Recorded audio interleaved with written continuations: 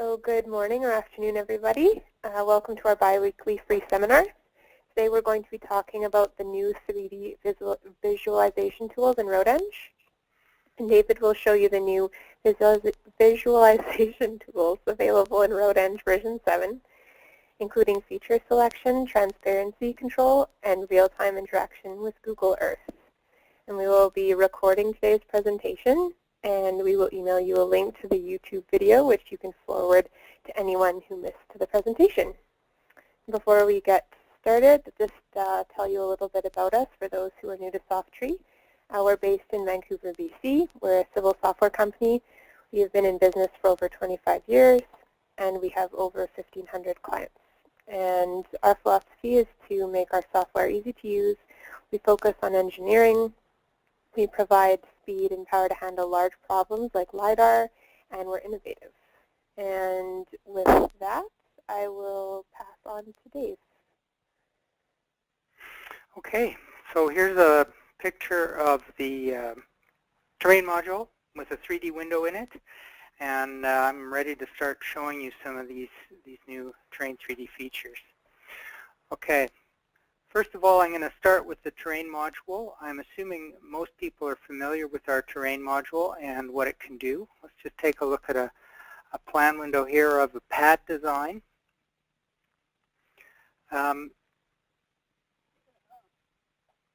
First thing I want to show you is a new feature in our grading object, which we've just introduced. We've got a pad design here, and there is an example on the web about how to do all this stuff. But the interesting feature on this design is the outside of the designed pad, and then we grade that up to the surface. So we've got a surface in the background here, and we use the grading tool to connect the edge of the design surface with the real ground.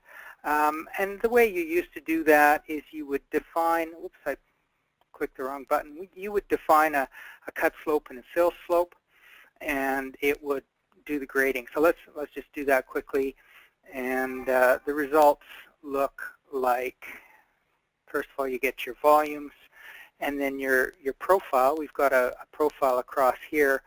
You know, you can see. Okay, come on. Let's see the whole thing instead of just that part. There we go. I haven't got this exaggerated, but you can see here at the edge of the pad that it's just going up at a constant slope. And same at the other end. We got a little bit of fill in there, and it's going down at a constant slope, which is a different slope. Okay, so that's the old grading tool. Now the new feature, let's go back to the plan window. If I reselect that boundary feature and regrade it, I now have this new option, use template, which gives you either a roadway, ditches, or slopes. The slopes one is really very similar to the old grading tool, so I'm going to use ditches, and I can put in a depth, a percent slope, and a width. Redo that grading operation, and you'll see it's a little wider than it was before because it's put in some ditch stuff. The volumes are different. And finally, if we take a look at that profile, now why is that not updating? Oh, of course, this is the fill side, so there's no ditch required. And then if we flip over to the cut side, you'll see that it's put in the ditch as desired. Now let's take a look at that in 3D, seeing as this is supposed to be about the 3D window. This is the way the 3D window would have looked in version 6. We've got the original ground in gray, the design surface in yellow, and as you can see, the design surface doesn't poke above the original ground very much. It's mostly buried. So even though we've stripped that off, we can't see it. Well, the old solution was to do a merged surface if you wanted to see the two at the same time. However, now we've got some new tools. So I go into my 3D options, and I am going to turn on the transparency for the background. So the original ground, here's all the color controls. You've seen that before. The new thing is this little window at the bottom called Alpha Channel. 255 is opaque. That's the default. That's the way it used to be in version 6. And now I can put in any level between 0 and 255. This is going to be partially transparent. And the difference is immediately noticeable. We can now see the pad through the old surface, and it's quite clear where the pad sticks up above the ground and where it's below the ground. Just much easier to see what's going on without having to go to the trouble of making that merged surface. And the great news here is that this is all real time, right? If I take my pad and I lift it up a little bit and regrade it, this updates. I don't have to go out and do a separate process to create a merged surface. There's also a change in the merging tool, which is kind of related to 3D. So I'll just show you that quickly. Here it is. What we've got here is it looks like a merged surface, but what I've really got is two surfaces. The background surface is gray, and the foreground surface is, actually I'm not even sure if that is the foreground surface. Yeah, that's the background. So the original ground is gray, that happens to be foreground. It's had a hole cut out of it. How did I do that? Well, let me just demonstrate. So I'm going to open the original ground, and I'm going to merge in the designed road. I'm skipping a lot of stuff here. If you haven't learned how to do this, there is an option. Pardon me, there is an example on the web. I exported the design surface from the location module, and now I am merging it in here. Here's the new option. You can say create a hole. So the old merge surface would bring in the the new surface and make a combination of the two, one surface. But if you say create a hole, it just leaves a hole in the model. Can't quite see it yet because I haven't recalculated the surface. It leaves a hole in the model, the shape of the piece you want to merge in. And it wraps it in this, this special feature here, which is a tin boundary feature with negative quality. So that means that it's a hole, not a well, the outside is not a hole. There's a boundary on the outside too. Okay, let's get to some of the other features. I showed you transparency, showed you a couple of changes to the merging tool and the grading tool. Now I want to show you some more 3D features. Let's see what terrains I have open here.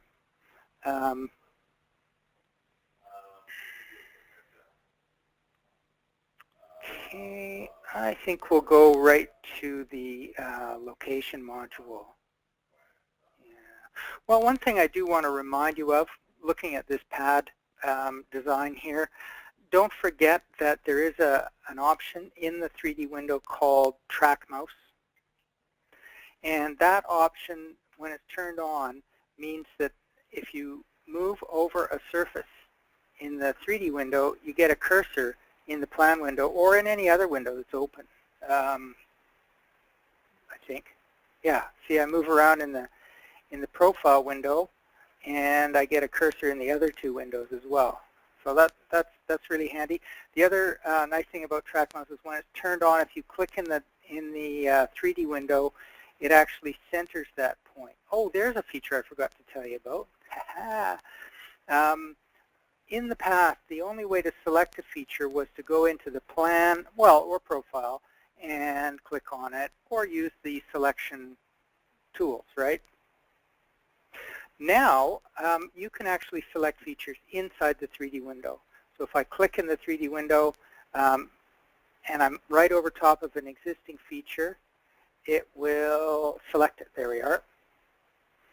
In addition, when you change selection state, the 3D window updates. So if I select a bunch of features here, you see them become selected and highlighted in the 3D window as well.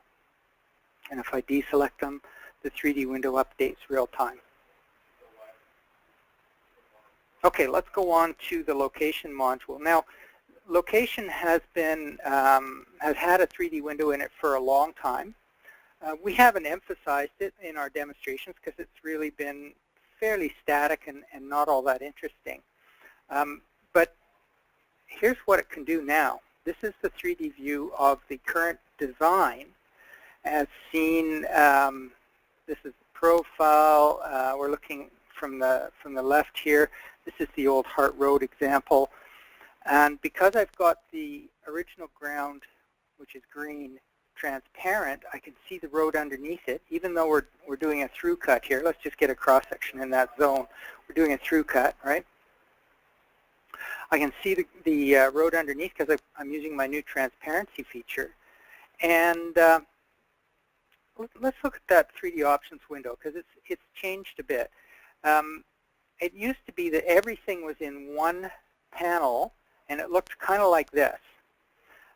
There are a few changes to this tab, but the main difference we've done is we've taken a lot of the controls and put them in this second tab in our 3D options, which allows you to change the options for each window individually, or for each background, sorry, individually. So in this case, we've got the current, which is the designed surface, and we've got the background, which is the original ground. And we can give them different colors. We can display, for example, if I turn on the features in the background, then you will see the contours and so on. So it's now possible in the 3D options to be more, to have more differences between the various backgrounds. You can have up to 10 backgrounds, so you can have quite a complicated 3D display. The other thing that's new in the location module is that you can now turn on this dynamic redraw thing. It only works on relatively small designs because it does take a while to recalculate the design surface if you have a large design.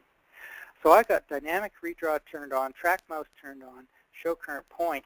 So as I'm designing, so where's my current point? I'll just move along a little bit, and oh, I should be able to see it. That's terrible. I am in the right spot. Okay, bug report. The current point should be visible here, but it is kind of obvious where I am because the track mouse is working really nicely. Watch this. Change the alignment in the profile window, drop it down a little bit, click to anchor the point, and it's recalculating the 3D view in there. That's what it looks like now. It's a little wider, a little deeper. So in a relatively small design, you can tell the software to update your 3D view while you're designing, and it'll show you what you're doing as you do it. Well, that covers the new location module stuff and the new options. So there's 2 tabs now in the options, and you can control the different backgrounds quite independently. Let's take a look at the drive-through. So we've got some improvements there too. The main deal here, and this works in terrain as well, except in terrain you have to explicitly say what is the centerline feature. In location, the centerline feature is obvious. It's the, it's your alignment design. So right-click, drive-through flyby, nice and easy. And there is our road starting from the beginning. Just click play, and away we go. And it's not actually creating a movie, which is the next step. Although if you did a screen record, you would be creating a movie. And you can see when we're going through a cut zone, you can see the transparent original ground on top of the road. You can speed things up if it's slow. There we go, going a little faster. You can go from the other end too. So if I just about finished, so I'll wait for it to finish. There we go. If I click on reverse, it doesn't drive backwards. It starts at the other end. And we're actually now seeing the road driving from, I can't remember which is which. One was north to south, now it's south to north, or the other way around. Okay, so drive-through is a little more sophisticated. Let's take a look at Google Earth. Okay, I'm going to open a geo-referenced version of this, which I need the terrain module for.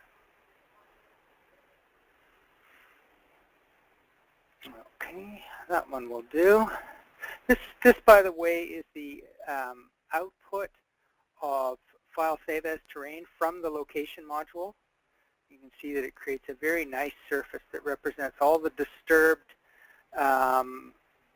well, in this case, it's the final surface, so it includes the ground lines and stuff. Pardon me, includes the layers on top of subgrade, as well as the exposed stripping on the outside edge here.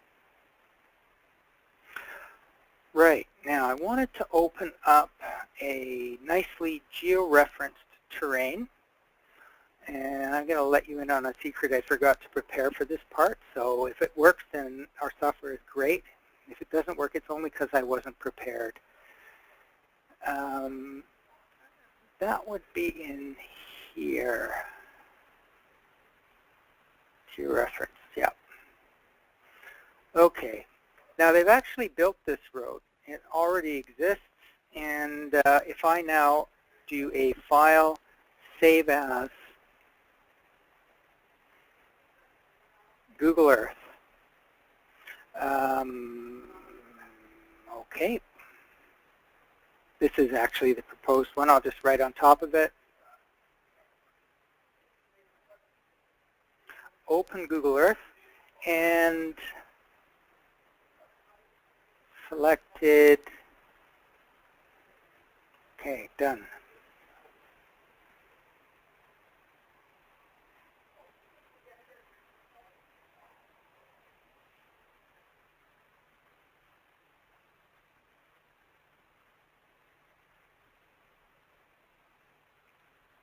There we are. And you can see it landed bang on where it was supposed to. This is the actual road that was built. And the red line that I exported is the proposed alignment that the customer gave us way back when. So they followed their proposed alignment. I've redesigned this section so many times, I know they didn't do a great job. I could have done it way better. Just kidding, in case they're watching. Now, where is this real-time stuff? I'm just going to see if I can find it. So here's terrain, right?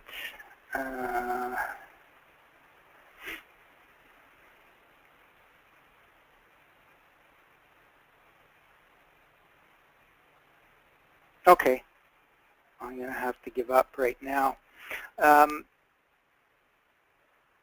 There is a way to get the Google Earth to update when you make a change here. Well, let's make a change and see what happens. So this feature, I'm going to move it a little. Let's see what happens if I move it. Okay. Now, file.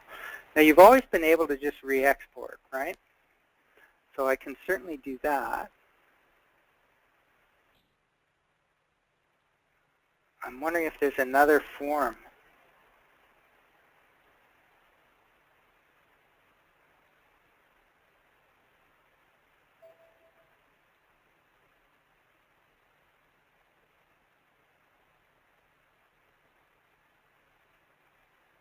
No, I just see the one Google Earth.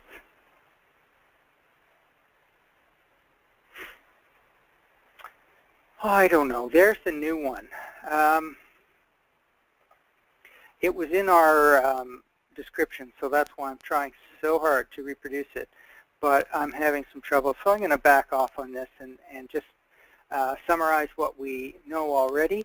And of course, for those of you who haven't seen the Google Earth export, that's pretty cool. It's not our own 3D, it's Google's 3D. But basically, anything that you create inside our software can be exported to Google Earth. And if it's georeferenced, if you've got your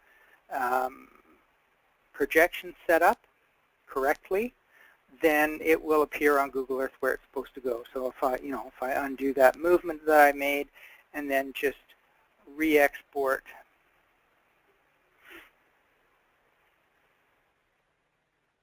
to Google Earth, it comes up to date.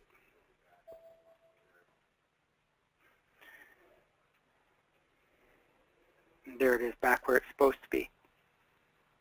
Good.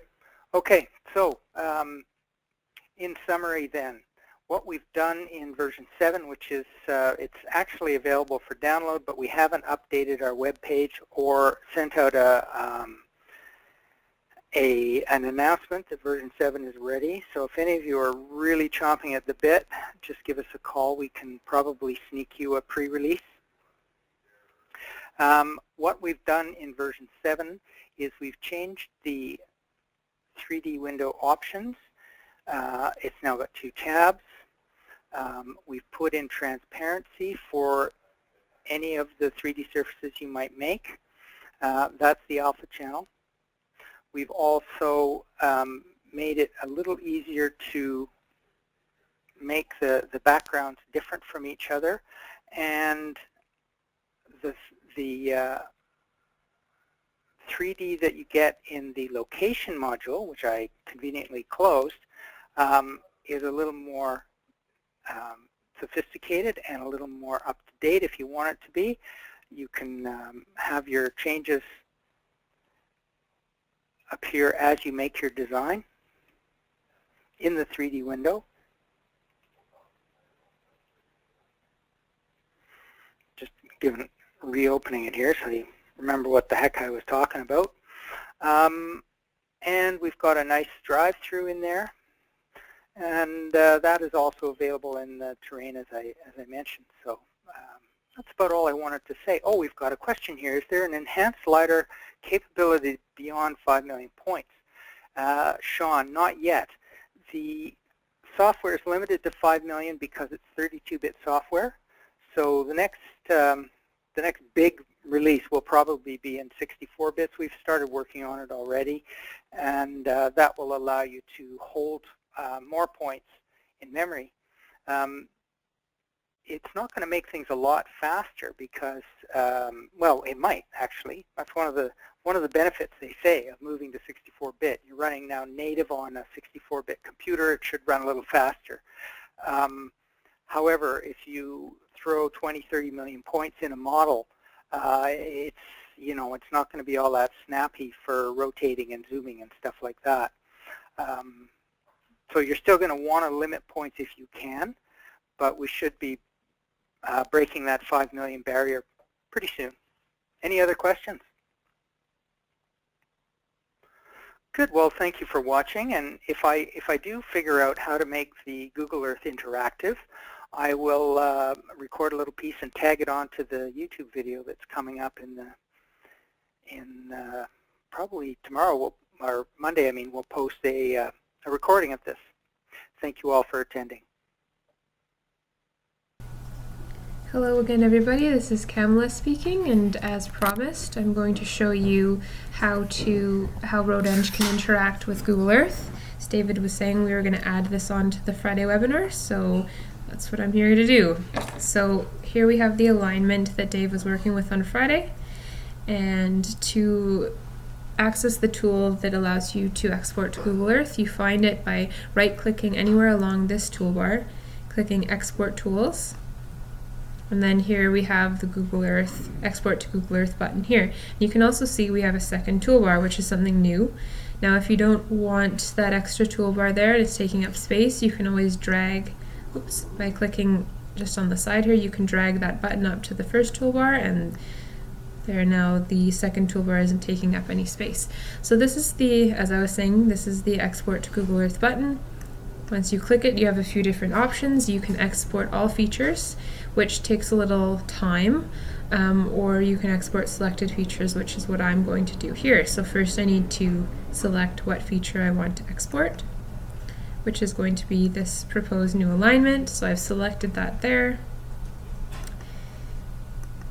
Export selected features, open in Google Earth is checked off, push OK. And then Google Earth opens, given you have it installed on your computer.